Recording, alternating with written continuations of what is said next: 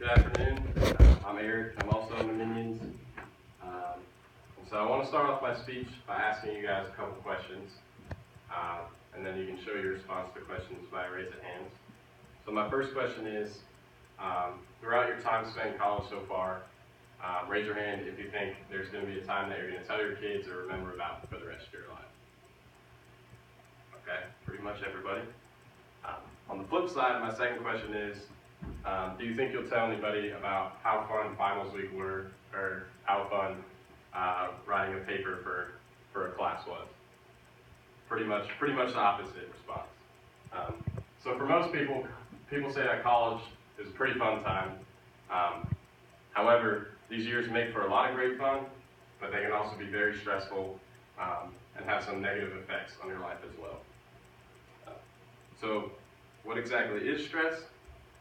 According to Psychology Today, stress has two different meanings.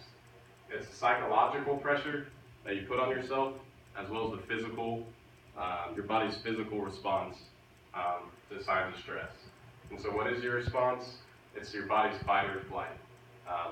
That fight or flight response is an evolutionary thing in which your body reacts to danger when you feel threatened. And what happens is certain hormones and changes in your body start to happen. And so when those start to happen, people may see physical effects, emotional effects, and behavioral effects. According to a poll conducted in 2016 by American College Health Association, 80% of college students felt that they had felt stress at their time in school, and of those 80%, about 35% of those students reported that stress had negatively affected their academic performance. So, how could that happen? Or what are some of those physical effects? It can affect your high blood pressure.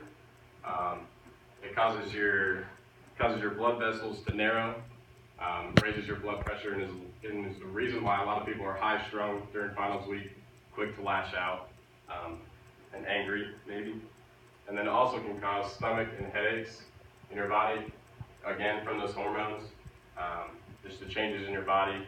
A lot of hormones being released at once kind of gets overshot, if you say, and then fatigue. Towards the end of the night, or if you're cramming for studying, chances are you're tired, and a lot of times that's because your body crashes from releasing all those hormones. It finally get back to its normal level, and that's when you start to become tired and fatigued. And then lastly, some emotional effects and results from that. People feel helpless. They feel like they cannot escape stress. It's always around them. They're studying, they're doing this, they're doing that. There's nothing they can do to get out of it. And then because of that, usually they're alone, studying, or with friends, they start to feel lonely. And there's just isolation, and then that just creates the whole cycle of more stress being added to their life.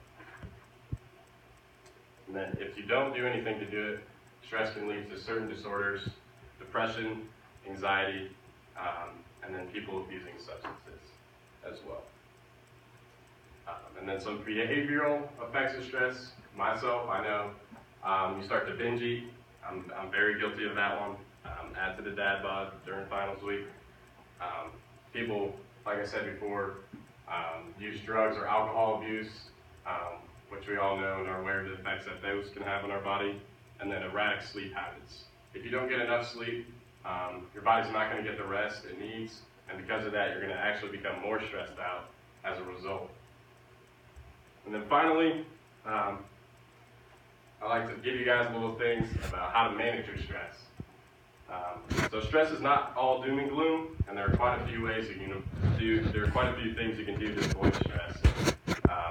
Psychology.org lists many ways, but I'm just going to focus on the three that are up there on the screen. First and foremost, get enough sleep. If you get enough sleep, you allow your body to recover and relax, and then it also will improve your mood. You'll become less sick as well, and then you'll have better memory recall as a result as well. Secondly, don't procrastinate.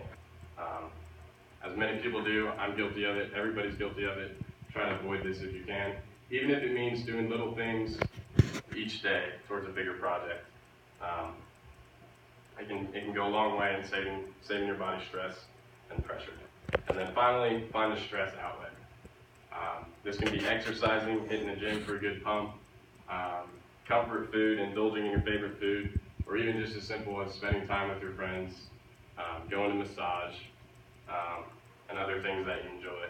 And then lastly, if it is serious and you still are doing these things and you think that there's nothing else you can do, there's counselors out there that you can talk to, therapists whose profession it is to do that, and you should never be ashamed. Realistically, stress cannot be avoided. It can affect you negatively or positively if you do take these things into action. So the next time you're studying for a big project or final weeks come around, I just want you guys to remember these 3 things. Get some sleep, avoid waiting till the last minute, and find something that you love to do and enjoy. Thank you. Ooh.